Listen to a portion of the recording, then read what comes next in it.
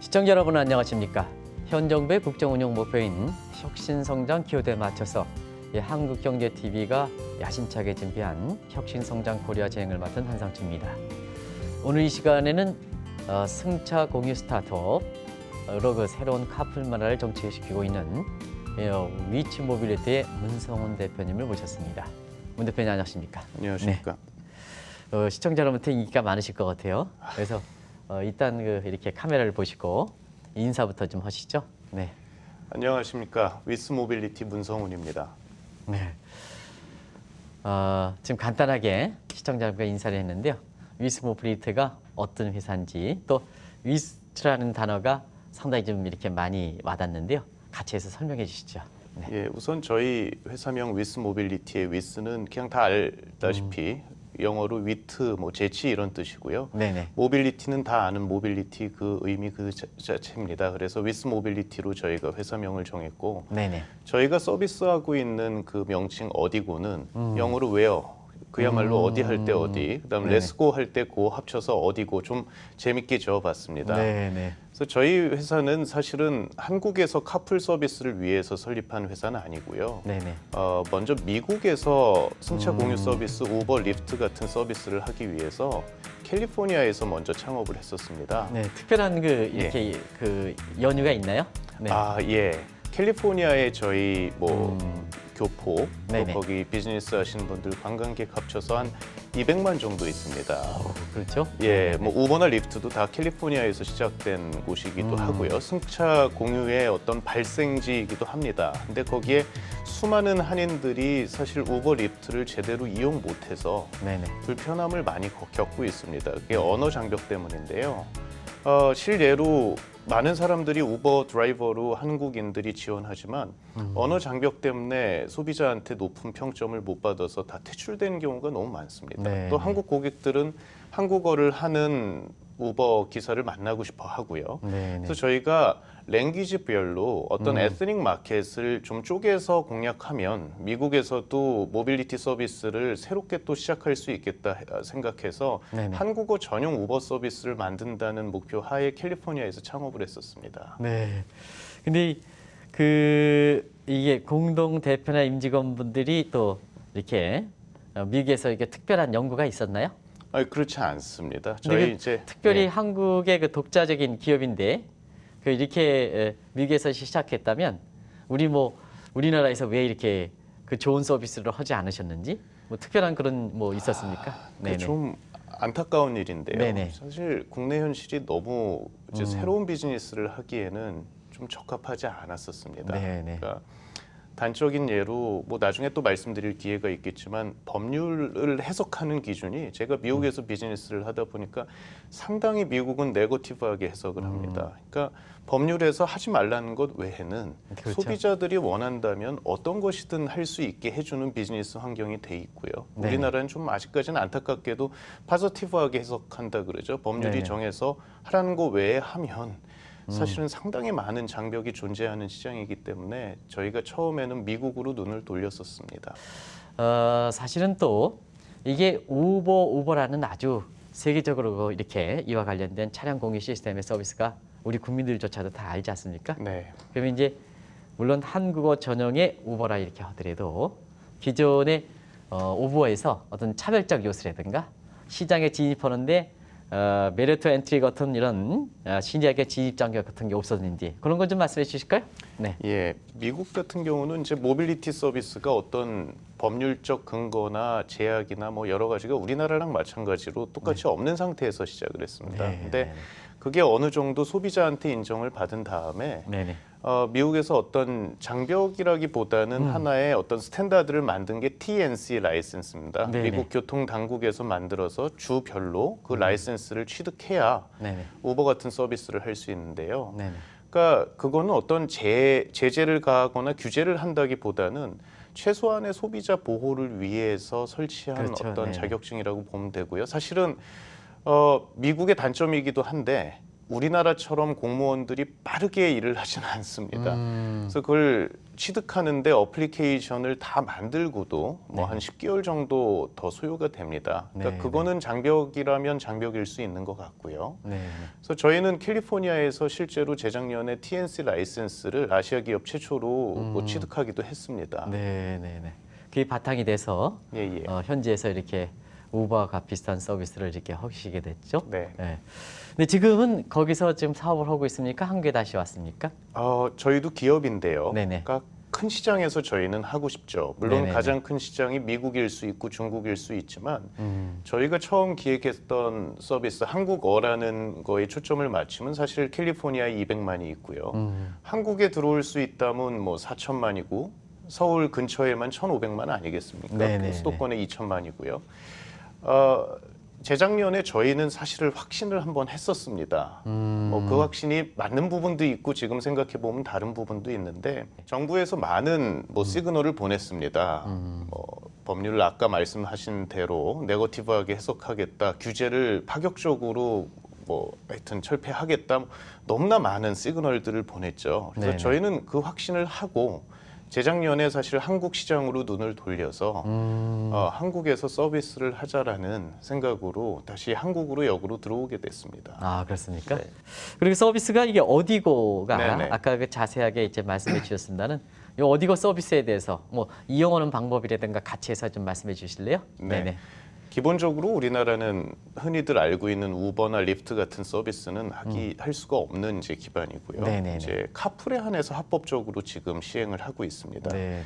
그래서 저희는 사실 이 카풀이 궁극적인 종착역이라기보다는 이 카풀이라는 플랫폼 큰 그릇을 만들어 놓고 진짜 우리나라 실정에 맞는 우리나라 소비자의 니즈가 실질적으로 존재하는 곳에 모빌리티 서비스가 있어야 된다고 생각하는데 일단 저희는 카풀이라는 형태로 큰 그릇, 뭐 하나의 배는 만들어 놨습니다. 네네. 어디고를 어떻게 운영해야 되는, 어떻게 이용해야 되는지 네. 시청자분한테 좀 상세하게 설명해 주시기 바랍니다.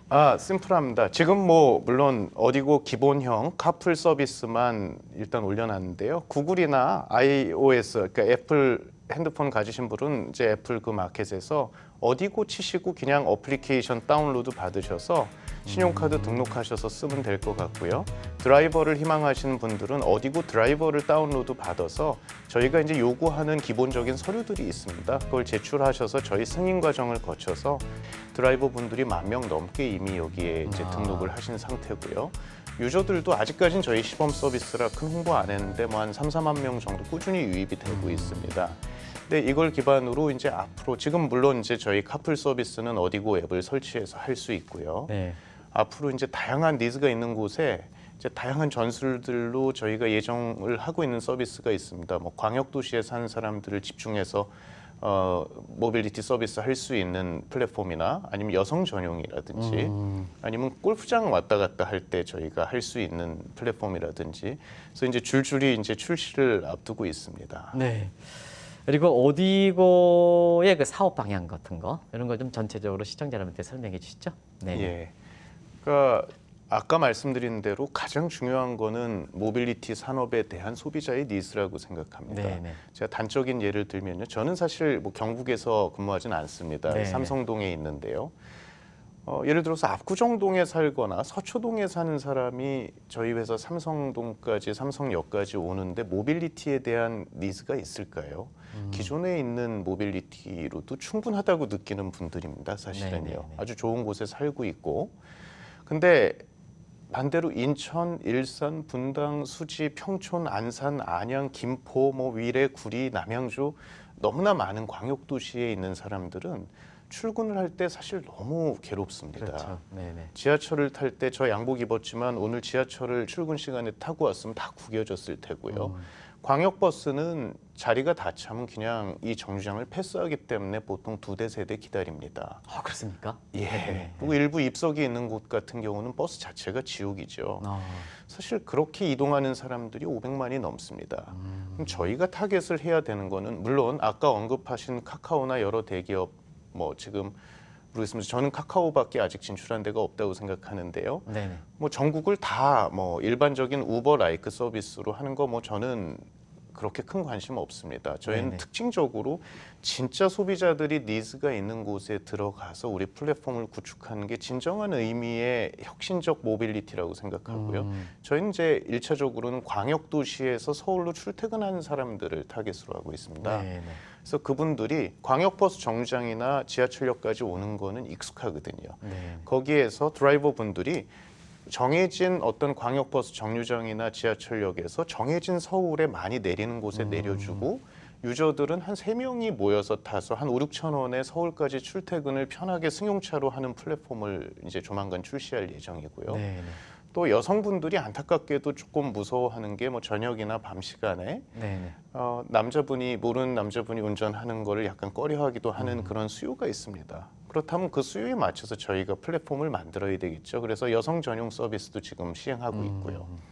또 주말에 우리나라 골프장들이 되게 멀지 않습니까? 네네. 그래서 자기 차를 가져갔다가 또 뭐 맥주 한잔 하고 음주운전해서는 안 되니까요. 네네. 그럴 때 이제 여러 가지 승차를 쉐어링 할 수 있는 플랫폼도 나오고요. 네. 그래서 방향은 결국 소비자의 니즈가 저희 플랫폼의 방향 마찬가지로 정하고 있다고 생각합니다. 네.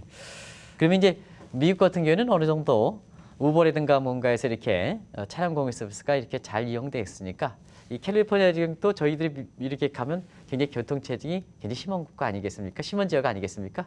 그 관해서 좀 우버라든가 이렇게 보편화된 지역은 어떻게 예. 되는 건지 지금 그것 좀 말씀해 주시기 바랍니다. 시청자 판단을 위해서. 네네. 단적인 예로 제가 15년 전에 LA에 들어갔을 때는 네네. 무조건 렌트카를 빌려야 됐습니다. 그러니까 네. 차가 없으면 안 되는 나라였죠. 네네. 제가 아는 모든 파트너나 친구들도 당연히 차를 가지고 나오는 거였는데요. 네네. 그러니까 동부는 당연히 차를 써서는 안 되는 나라였고요. 오히려 택시를 타야 되는 나라였고 서부는 당연히 차가 있어야 되는 나라였습니다. 네네. 그러니까 아주 취약계층 외에는 인구수가 곧 차량 수였습니다. 네네. 요즘에는 샌프란시스코나 로스앤젤레스 들어가서 렌트한다 그러면 다 비웃습니다. 너무 불편하거든요. 그러니까 차량 제조사나 뭐 렌트카 회사한테는 조금 악영향일 수 있겠지만 지금 트렌드는 기존에 있었던 차량 한 대로 뭐 하루 종일 공유해서 다니고 있거든요. 네. 그러면 그게 차량 수를 줄이는 효과가 당연히 있지 않겠습니까? 예, 그래서 지금 서부 같은 경우에는 아주 뭐 많은 변화가 아주 새로운 변화가 우리가 볼 때에는 일상이 돼버렸다고 할 수 있고요. 네. 실질적으로 돌아다니는 차량 수를 많이 줄였다고 볼 수 있겠죠. 네. 사실은 이 대목을 계속해서 문 대표한테 전문가시기 때문에 또 실제 사업을 운영하시는 분한테 제가 여쭤보는 것은 결과적으로 차량 공유 서비스는 단순히 교통체증뿐만 아니라 이게 자가라든가 이런 쪽을 이렇게 서울시내 이렇게 오지 않을 때는 주차난이라든가 주차 공간이라든가 이런 쪽에 굉장히 여유를 가질 수 있어서 이 도심의 주거난이라든가 이런 쪽에 굉장히 또 도심의 효율적 개념으로 많이 이렇게 전환시킬 수 있는 대목이 있기 때문에 이 차량 공유 서비스가 활성화되느냐 안 되냐에 따라서 도시의 그 모든 것을 이렇게 변화시킬 수가 있는 대목이거든요. 지금 이제 회사는 공동으로 좀 하시죠? 그 관계 네, 좀 말씀해 네. 주실 수 있을까요? 네. 예. 표면적으로는 제 공동으로 시작했는데요. 네네. 같이 처음 시작했던 친구는 제 기술 쪽을 주로 총괄을 하고 네, 있고요. 네. 베이스가 저는 저와 이제 초등학교, 대학교 동기입니다. 아, 그렇습니까? 저는 네네. 이제 바로 사업을 했고 그 친구는 네네. 이제 미국의 카네기 멜론에서 컴퓨터 공부하고 뭐 삼성전자의 모빌리티 모바일 사업 부문에 이제 오래 있었던 친구라서요. 이제 기술 쪽을 맡고 저는 경영이나 이제 사업 기획 쪽을 주로 맡는데요. 지금은 사실 공동을 둘이 이제 비즈니스를 한다기보다 뭐 한 5명, 6명 있습니다. 같이 하는 분들이요. 그 이유는 사실 일반적인 한국 현실에서의 벤처였었다면 영입할 수 없는 분들이 많이 왔거든요. 그게 사실 모빌리티이기 때문에 가능한 것 같습니다. 네. 이 모빌리티 산업 자체의 비전을 보고 왔는데 사실 모실 수 없는 분이 마케팅 총괄하고 있는 유수연 부사장이 있고요. 네네. 컨텐츠 총괄하고 있는 지상훈 뭐 사장님이 있고요. 또 운영 총괄하고 있는 현기영 이사님이 있고 그러니까 일반 벤처라면 다 그분들이 독립적 대표를 하실 수 있는 아. 분이고 또 상장시켜서 엑시트까지 했었던 분들이 네네. 이 비즈니스라면 뭐 한국에서 우리가 같이 모인다면 승부를 낼 수 있다고 확신을 해서 다 조인을 했습니다. 그래서 네.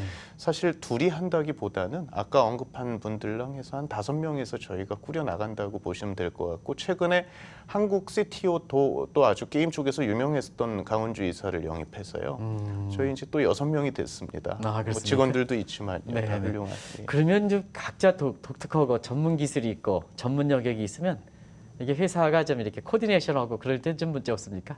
어떻게 운영하시는지 그쪽 분야에? 예. 네네. 각각 이제 탤런트가 틀리니까요. 네네. 존중하는 거죠. 저는 문제가 생길 때에는 같이 바라보는 시선이 틀릴 때라고 생각하거든요. 네. 지금 바라보는 거는 저희 똑같습니다. 그러니까 한국에서 실제 소비자들을 체감적으로 편하게 만들 수 있는 모빌리티 기업 플랫폼을 만들기 위해서 다 지금 뭐 정신없이 뛰고 있어서 네네. 사실 뭐 영역 간에 뭐 여러 그런 문제는 지금까지는 거의 뭐 발생한 적이 없습니다. 네. 그리고 지금 이제 기업이 설립한 것 역사보다 앞으로 가야 될 역사가 상당히 많은데요. 그렇다 보면 방향이 상당히 중요할 거라고 생각하는데요. 기업의 운영이 방향을 어떻게 설정하고 있는지 좀 말씀해 주실래요? 네네. 아까 서두에도 말씀드린 대로 일단 네네. 국내 시장 공략은 소비자가 이제 원하는 방향 또는 네네. 소비자 생활을 훨씬 편하게 하는 플랫폼으로 네네. 일단 국내에 저희가 뭐 모빌리티 기업으로서 자리를 잡고요. 네네. 저희 말씀드린 것처럼 캘리포니아에 TNC 라이센스가 있습니다. 일단 미국 시장의 랭귀지별로 한국의 플랫폼을 기반으로 진출할 예정입니다. 네네. 그 다음에 미국에 있는 여러 랭귀지별로 에스닉 마켓이 존재합니다. 한국 시장도 있고요. 사실은 가장 큰 게 중국 시장이고요. 네네. 그 다음에 뭐 스페니쉬를 쓰는 사람들도 있고요. 그래서 랭귀지별로 저희는 미국에서 아하, 이제 그렇습니까? 공략할 예정이고요. 네네.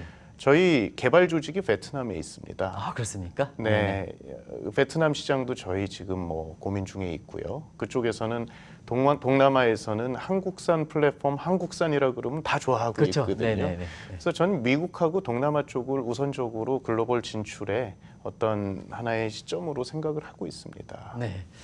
사실은 그 차량 공유 서비스는 사람과 관련이지만 요게 이제 이런 플랫폼이라든가 이거 기술을 갖추면 다른 쪽도 상당히 응용하는 분야가 많다고 제가 들었는데요. 그 뭐 다른 산업에 좀 융복하고 다른 사람과 공유할 수 있는 이런 쪽의 공유 서비스의 그 이렇게 기술이라든가 시스템을 좀 적용할 수 있는 분야 이런 것 좀 시청자분을 이해를 돕기 위해서 좀 말씀해 주실 수 있을까요? 네네. 예, 사실은 네. 뭐 다 알고 있을 수도 있는데요. 네네. 아까 융복합 정말 저도 중요하다고 생각합니다. 네네. 이미 저희 이제 제휴 문의가 많습니다. 저희 네네. 드라이버 분들이 10,000명이 넘는데요. 네네. 뭐 그분들을 케어할 수 있는 뭐 여러 가지 주유 서비스, 타이어 서비스, 뭐 정비 서비스, 사고 났을 때 보험과 관련된 부분 네네. 너무나 다양합니다. 근데 이제 우리나라의 규제들도 사실 조금 많이 없어져야 될 것들이 있어요. 저는 캘리포니아에서 있을 때 제일 신기했던 것이 그냥 주차해 놓고 사무실 들어가면 거기에 주유를 해줍니다. 주차된 차에 제가 그러니까 주유소에 들리는 주유소들이도 그냥 출장 와서 그냥 기름 다 넣어주거든요. 크레딧 카드로 결제하고요. 뭐 재밌는 것들이 많은데 일단 다양하게 저희는 뻗쳐나갈 수 있을 것 같고 지금 이제 막 시범 서비스를 했는데도 기존의 오프라인 뭐 차량과 관련된 데하고는 이제 뭐 제휴를 너무 많이 하고 있습니다. 네. 그래서 이거는 모빌리티를 지향하는 플랫폼이지만 여기에서 파생되는 건 너무 많다고 생각하고요. 네. 제가 한 가지 좀 말씀드리고 싶은 게 있습니다. 네, 말씀해 주시죠. 네네. 미국의 캘리포니아가 너무너무 벤처 붐이 일어서 지금 물가가 살인적으로 뛰었거든요. 근데 일반 사람들이 그 물가에 맞춰서 여러 가지 소비 수준을 유지할 수 있는 이유 중에 하나가 우버인 거 아십니까? 네. 우버 드라이브를 통해서 출퇴근할 때 엑스트라로 소득을 올려서 그 사람들이 소득을 보전하고 있습니다. 아, 그 정도입니까? 네. 네네. 우리나라 저도 드라이버 분들 많이 만나는데요. 아주 훌륭하고 회사에 다니면서 성실하게 진짜로 생활하시는 분들이 거의 90%가 넘습니다. 다 월급 받고 있고요. 카풀을 통해서요. 한 달에 작다고 생각할지는 모르겠지만 그 소득을 벌어서 그분들이 하는 게 평소에 못했던 소비를 합니다. 골목에서 후배들과 치킨 치맥을 먹고요. 자기가 취미가 야구인 사람은 야구 글러브를 사고요. 이게 다 소비로 이어지는 저희 이 경제 메커니즘이 있거든요. 저희가 드라이버가 10,000명이 되고 20,000명이 되고 100,000명이 됐을 때 그 사람들의 실질적인 소득이 올라가서 소비를 촉진할 수 있는 순작용도 봐주셔야 될 것 같고요. 네. 그게 사회적 융복합 아니겠습니까? 네. 그리고 저는 기존에 있었던 산업에서 저희가 기여할 수 있는 부분도 발견을 했습니다. 기존의 교통비에서 부과되지 않는 부가세를 저희는 지급하고 있거든요. 네. 그럼 새로운 재원, 새로운 모빌리티를 통해서 기존 거를 갉아먹은 게 아니라 사실 미국에서도 또는 한국의 택시 시장도 더 커지는 효과도 있거든요. 새로운 재원도 마련할 수 있고요. 그래서 그런 것들을 잘 활용한다면 여러 가지로 단순한 저희 플랫폼의 융복합뿐만 아니라 사회적인 기능도 저희 플랫폼이 가질 수 있다고 생각하고 있습니다. 네. 그리고 시청자 여러분의 이해를 돕기 위해서 지금 차량 공유 서비스의 시장, 글로벌 시장이라든가 또 어디가 좀 이렇게 이쪽 분야에 앞서가는지, 물론 이제 미국이라든가 이런 쪽, 중국이라든가 있습니다는 전체적으로 좀 시장 모습을 좀 시청자 여러분한테 좀 비춰주실까요? 예. 그러니까 모빌리티의 시작은 우버입니다. 네네. 샌프란시스코 유니온 스퀘어라는 지역에서 아주 네네. 시내 한 중심이죠. 100대를 가지고 시작했습니다. 불과. 네. 이제 그랬던 기업이 이렇게 컸고요. 네. 미국에서는 리프트라는 2등 업체가 나와서 이번에 또 한 25조 정도 밸류로 상장을 하고요. 중국에는 디디 추싱이 있고 네. 인도에는 올라, 뭐 동남아인 그랩, 남미도 있고요. 뭐 독일도 있고 유럽도 있고 중동까지 다 있습니다. 네. 우리나라는 없는데요. 네. 이런 이제 글로벌 현황이 있고 대부분 다 유니콘 기업입니다. 네. 네. 이 업체들 특징은요. 너무너무 거대한 모빌리티 회사가 됐는데 차량 한 대도 소유하고 있지 않다는 특징을 가지고 있습니다. 그렇습니까? 네. 흡사 에어비앤비가 가장 큰 호텔 프랜차이즈인데 부동산 하나도 안 가지고 있는 것과 같은 이치죠. 근데 제가 참 안타까운 건요. 국내에 뭐 이름만 대면 알 수 있는 현대차, 기아차, SK, 미래에셋 같은 그 굴지의 대기업들이 이미 동남아 업체 그랩이나 중국 업체 디디추싱에 투자를 집행한 금액이 1조가 넘습니다. 네.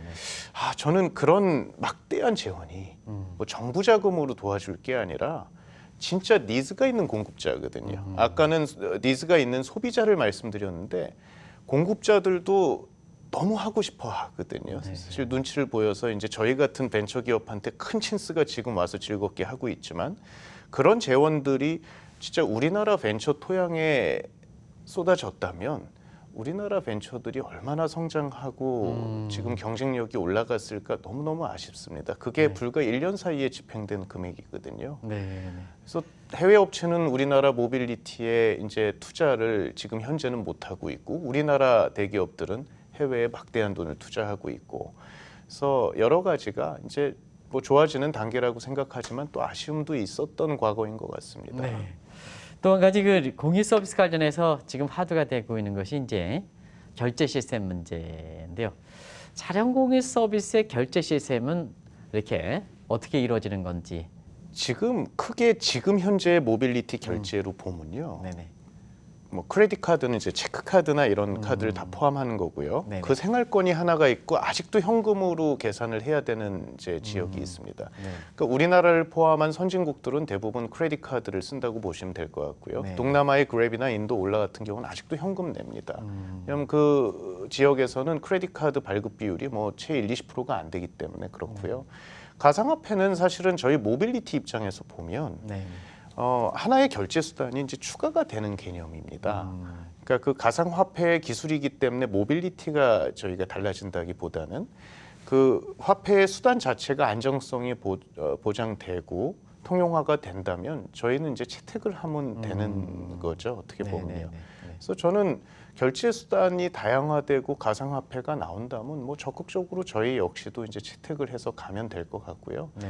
지금 우버나 저희나 그러니까 단적인 예로 제가 우버 플랫폼에서 쓰는 크레딧 카드나 어디고 플랫폼에서 쓰는 크레딧 카드는 동일합니다. 네. 그래서 제가 볼 때는 크레딧 카드가 가상화폐로 이제 결제 수단이 이제 교체되는 정도라고 이제 인지를 하고 있습니다. 네. 예. 이제 혁신이라는 키워드를 이제 중심으로 여기에서 저희가 이제 얘기할 네네. 수 있는 기회를 얻었고 또 이 네네. 방송도 혁신이라는 키워드로 이제 나가고 있는데 제가 생각하는 혁신에 대해서 먼저 말씀드리는 게 좋을 것 같습니다. 네, 네, 말씀해 주시죠. 어떤 네네. 산업을 이루고 있는 주체는 우리나라에서는 한 세 가지 정도 되는 것 같습니다. 네. 하나는 공급자고요. 하나는 소비자고 또 그런 여러 가지 기반을 잘 잡아줄 수 있는 정책 세 가지 요소가 네, 있다고 네. 생각합니다. 저는 이 혁신의 중심은 소비자의 니즈가 아닌가 싶습니다. 아무리 좋은 기술도 소비자가 필요로 하지 않는다면 그게 그렇죠. 혁신일까요? 그거는 네네. 단지 연구 결과물이겠죠. 저희 네네. 서비스도 마찬가지입니다. 소비자가 가장 바라는 대로 또 그걸 넘어서서 네네. 소비자가 가장 편하게 해줄 수 있는 게 혁신 아니겠습니까? 사실 소비자의 니즈는 저희 나라 빼고는 거의 검증이 끝났습니다. 네. 어떻게 보면 모빌리티라는 신사업의 지금 트렌드라기보단 이미 다른 나라에선 과거가 됐거든요. 네네. 그럼 소비자들의 니즈는 우리나라만 특이할까요? 좀 그렇게 생각 안 합니다. 네네. 사실 공급자 입장, 저희 같은 비즈니스를 하는 사업자 입장에서는 그 소비자의 니즈를 보고 소비자의 편리성을 위해서 열심히 뛰는 게 가장 혁신에 맞는 하나의 뭐 기반이 아닐까 싶고요. 네. 지금 방송 시간이 거의 다 되는 것 같은데요. 제가 특별한 시간 드리겠습니다. 시청자분한테 앞으로 뭐 문 대표님이라든가 또 거기 임직원분들이라든가 아니면 회사가 가야 되는 방향이라든가 이런 거 관련해서 지금 제가 질문하지 못했던 내용들 이런 걸 좀 시청자분한테 말씀해 주시기 바랍니다. 네. 가장 먼저 어디고 서비스를 많이 이용해 주시고 사랑해 주시기 바랍니다. 저희 토종 벤처로서 미국에 있는 뭐 여러 가지 시장을 공략하려다가 한국에 들어왔는데 이제는 우리나라가 새로운 시대에 걸맞게 여러 서비스들을 정말 공격적으로 많이 내야 된다고 생각합니다. 그거에 발맞춰서 저희도 이제 앞으로 많은 노력을 할 거고요. 회사 입장에서 바라본다면 우리나라 같이 이렇게 효율적으로 많은 인구가 모여 있고 또 기존의 어떤 모빌리티 산업이 불편하다고 느끼는 나라도 없을 겁니다. 이미 뭐 2010년부터 글로벌 시장은 모빌리티 새로운 어떤 승차 공유 시장이 이제 다 출범을 했는데요. 우리나라가 이제 뒤늦었지만 너무나 효율적인 나라고 또 이렇게 모든 국민들이 다 소비 능력이 있고 또 에너지 넘치게 이렇게 움직이는 나라는 없는 것 같습니다. 그런 측면에서 어디고를 하고 있는 위스 모빌리티도 기존에 있던 어떤 모빌리티 기업보다도 더 강력하게 아주 좋은 기업으로 발돋움할 수 있도록 최선의 노력을 다하겠습니다. 하여튼 이 방송을 보시는 여러 소비자분들께서도 저희 플랫폼 많이 기억해 주시고 이용해 주시면 감사할 것 같습니다. 네. 오늘 이렇게 좀 어렵게 이렇게 모신 거에 대해서 한국경제TV의 임직원 대신해서 제가 감사한다는 말씀드리겠습니다. 고맙습니다. 고맙습니다. 시청자 여러분, 오늘 위스모빌리티의 문성훈 대표 인터뷰 시간 어떻게 느끼셨습니까? 저는 이쪽 분야의 문외한이기 때문에 한마디로 앞으로 혁신적인 변화가 올 것 같습니다. 뭐든지 사회 현상이고 발전된다는 것은 이전에 이렇게 누렸던 기득권에서 탈피해서 사실 이후에 그 찾아올 수 있는 환경에 대해서 미리미리 준비하는 것이 그것이 자기의 발전이고 또 국가 경제로 보면 그게 혁신 성장이 아닌가 생각합니다. 고맙습니다.